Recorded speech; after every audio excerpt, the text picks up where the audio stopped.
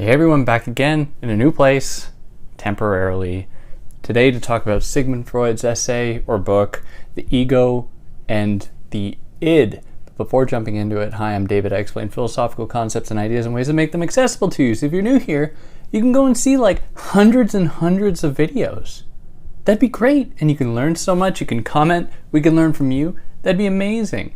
If you found this on YouTube, you're going to be able to find it as just a podcast if you prefer just audio where there shouldn't be any ads, but some issues with that.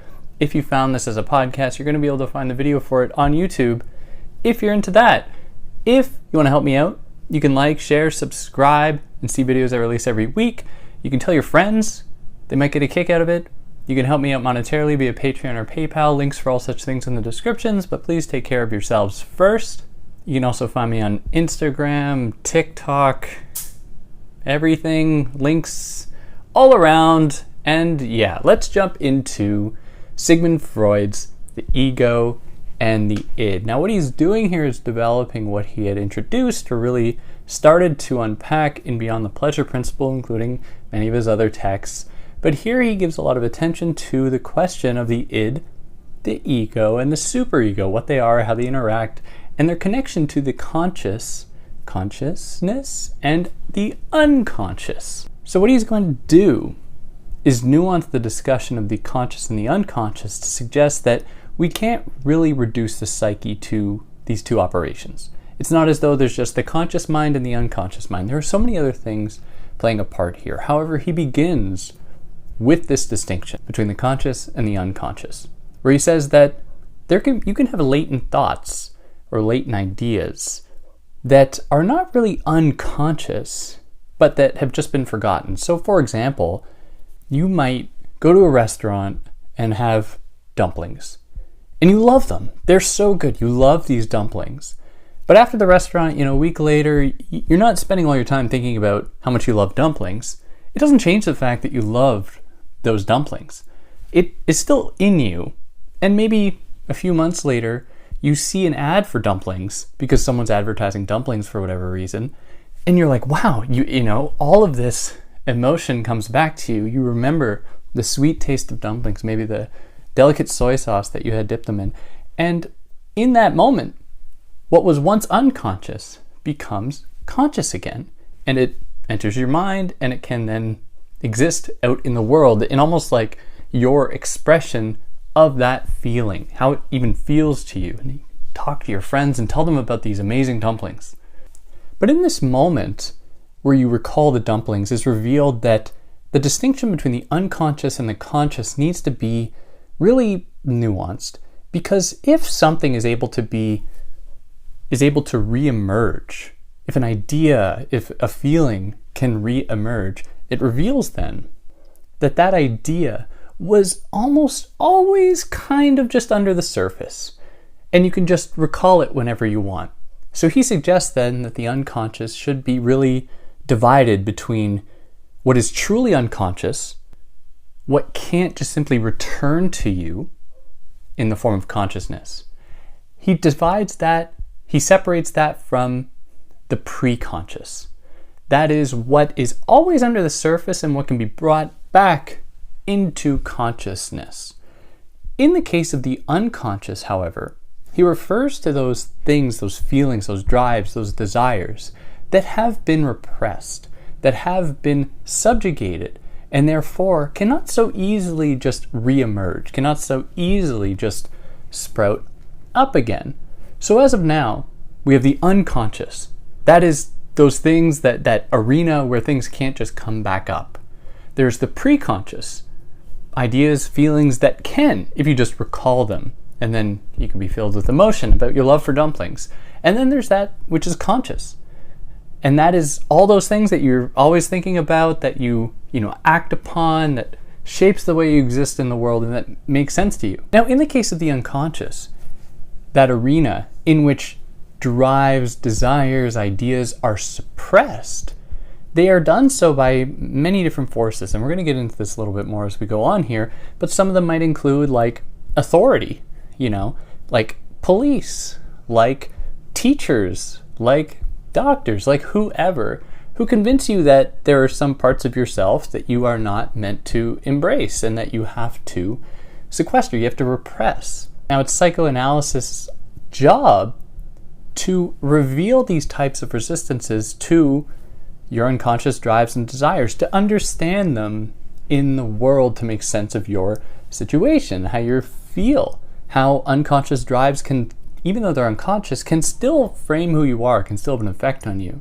And as you become aware of the forces that suppress them, you might better understand those drives and those desires.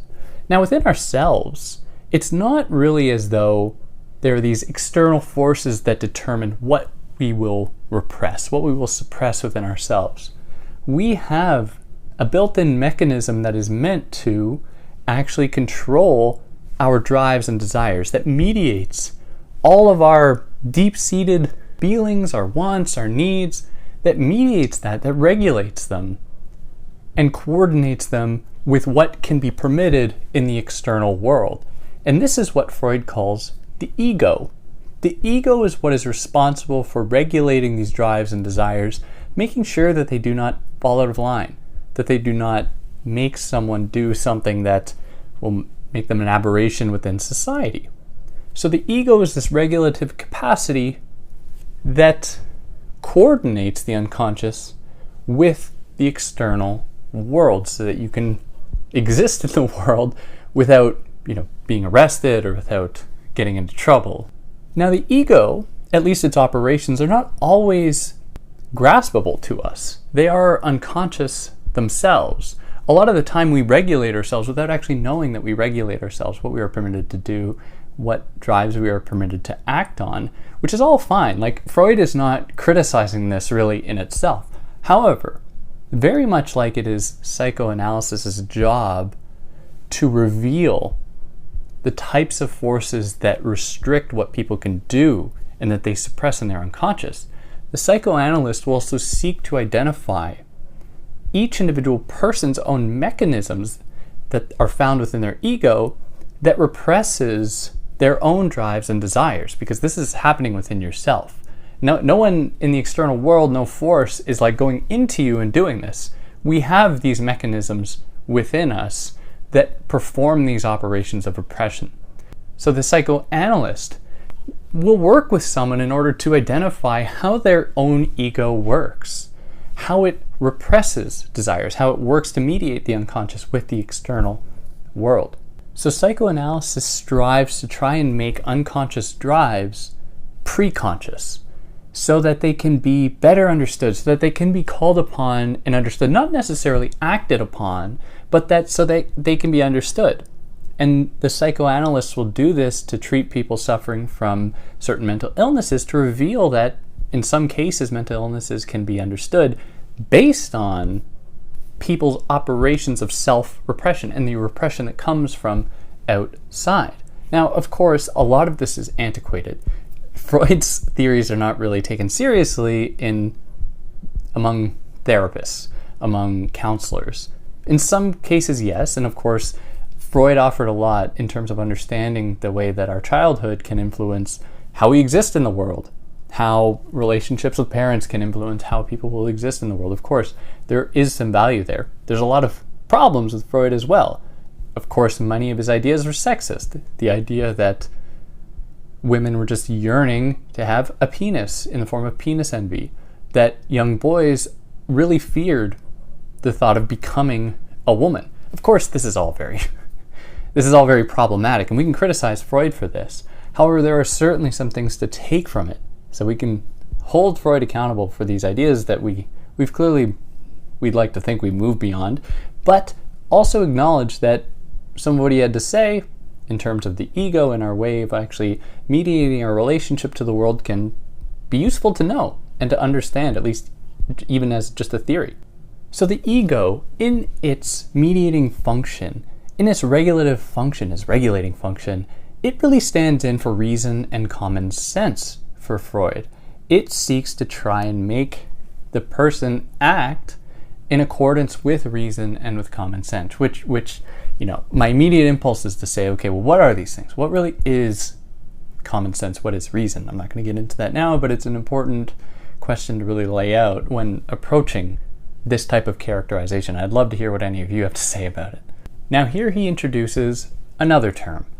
So instead of thinking about the unconscious as the unconscious, he proposes that we could think about it as the id, another term that works in conjunction with the ego, alongside the ego, as being that site that the ego tries to manage and control, which is a helpful way to distinguish, the distinction between the unconscious, the preconscious, and the conscious.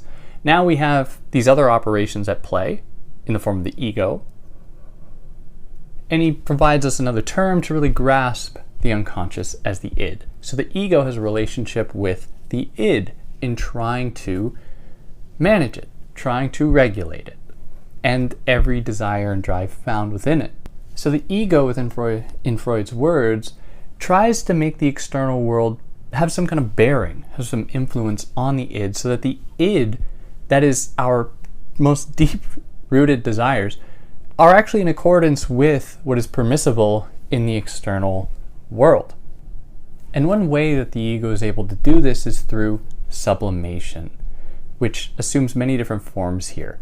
So sublimation is the act of transforming a desire into something that is socially, culturally acceptable. So like what is often associated with unconscious drives, including sexual drives, these can be transformed instead into work ethic.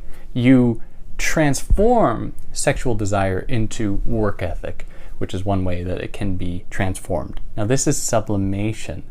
However, the ego performs sublimation in another way as well, in that the ego can absorb certain drives and the attachment of drives to certain objects, ideas out in the world, and the ego can embrace them, and they can then be a site that the unconscious, that the id, can approach and can identify with as a way to release any of its tensions, to release, to pursue, to attain, to realize its desires, its wants, its drives. And this is what he also calls object cathexis. So one of the ways that this can actually go wrong, though, happens when someone suffers from melancholia. And I've done an episode on his text on melancholia and mourning, which you should go check out if you want more on this. But essentially what happens within melancholia for Freud is that somebody holds on to something that has been lost, like in the case of a loved one. If your partner breaks up with you and you're really sad about it, in some cases you might not want to let go, and you will really embrace that lost person. You might even adopt some of their qualities, and you might actually adopt those qualities as part of your regulating apparatus in your ego. And in a moment like that, there is actually a disjunction between your own deep-seated drives and new drives that you have been trying to internalize in order to retain that lost person or object or whatever. And in such a case, it doesn't allow you to actually grow or change as a human, and you are caught in a state of arrested development. In that moment, then, you are suffering from melancholia. You can't seem to get beyond it. You can't seem to change it all. You are just beholden to this new set of parameters that don't actually make sense to you. And so you're caught and you can't actually develop. So object cathexis can pose a problem in that way if it is taken too far. Now, object cathexis belongs to a broader idea of object identification. Now, object identification for Freud begins in childhood, where people begin to associate, or children begin to associate, with their parental figures, with their father and their mother, in different ways, of course, because this is highly gendered, which we can problematize, and of course we must problematize. But he suggests that young boys will associate with their fathers and identify with their fathers, whereas girls identify with their mothers, and then they come to assume those roles later in life. Now, in the case of young boys, because they actually aspire to be like their father, who is an authoritative figure within the household, they identify with that father, and they treat the mother as an object of their own desire, as something that they want to pursue.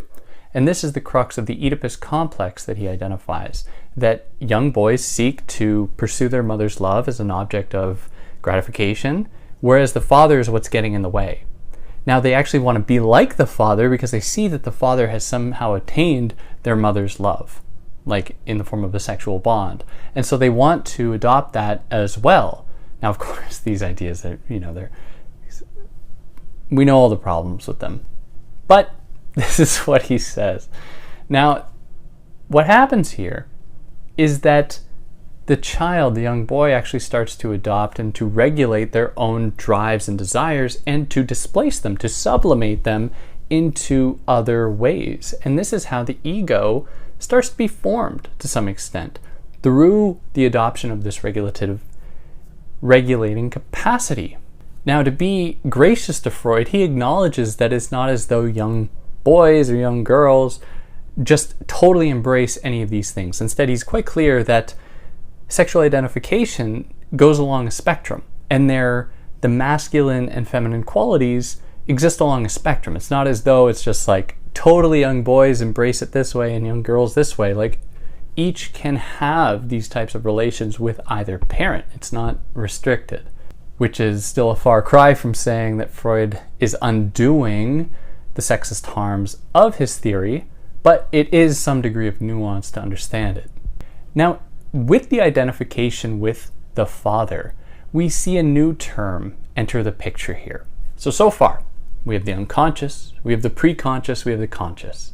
Then we have the id that identifies with the unconscious.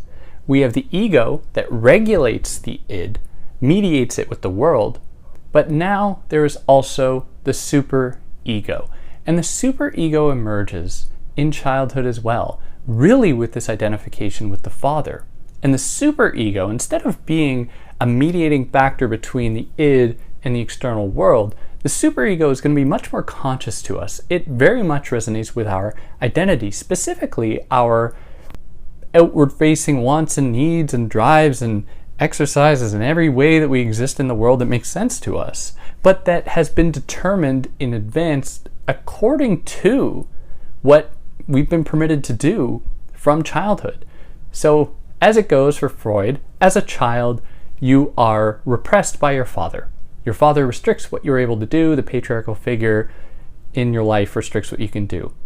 And this figure is actually found in other places as well, like with the teacher, like the police officer, like the bureaucracy, whatever, that restricts what you are able to do. And through that, you come to develop an identity. Like, you can't just exist outside of it. It is going to frame and shape who you are. So the superego is the adoption of all of these rules and restrictions, and is what you are able to actually, the way you're actually able to express yourself in the face of all of these forces. So you have this outward facing desire to be who you want to be, but it is always regulated, and we regulate ourselves quite deliberately to fit within the world. Now, one of the risks present here is that if a father or any other patriarchal figure in one's life is too overbearing, is too restrictive, it can create a sense of guilt in a child that will extend throughout their whole life, which is a problem for Freud, in that people, when they experience such guilt, might, experience things like depression, or not actually have a good relationship with themselves, or not be able to furnish relationships with others because they have been restricted. They don't actually have an attachment to who they are. They've been commanded too much to actually be able to develop any sense of a self or identity that makes sense to them. So it's important now to understand that between the id, ego, and the superego, we have a circle. Kind of like a circle. Think of it like a trinity. Like a triangle. Where you have the id, which is connected to the ego which is connected to the superego, and the superego connected back to the id. And the reason for that is that the superego is formed within childhood in relationship with, in proximity to, repressive forces, patriarchal authoritative forces that shape who we are, which also comes to bear upon the id itself.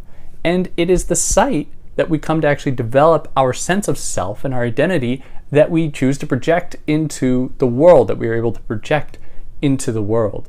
And so in that way, the superego is actually attached to the id, in that it is an expression to some extent of those drives and those desires that have been allowed to pass through the ego into the world. So the three of them are connected. You can't just dissociate any from the other. They all work in harmony with one another, and the point of psychoanalysis is to really harness this harmony, to really make sure that it's working fluidly, to maximize what can be permitted in order to exist in the world, while also identifying those forces in the world that are restrictive, and this would be the activist part of psychoanalysis in limiting repressive functions that seek to inhibit one's ability to express themselves in a way that makes sense to them. So in adopting this identity in childhood, really for young boys and of course young girls as well, embracing this patriarchal view, they come to associate with that patriarchal view and try to emulate it later in life.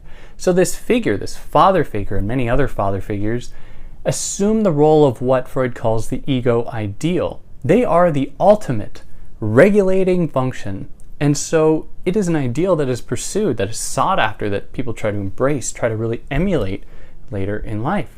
So as we've been framing it so far, this might seem a little bit strange to anyone who is told that the id resonates with our true natural instincts, human biological instincts. Now, Freud is not saying that.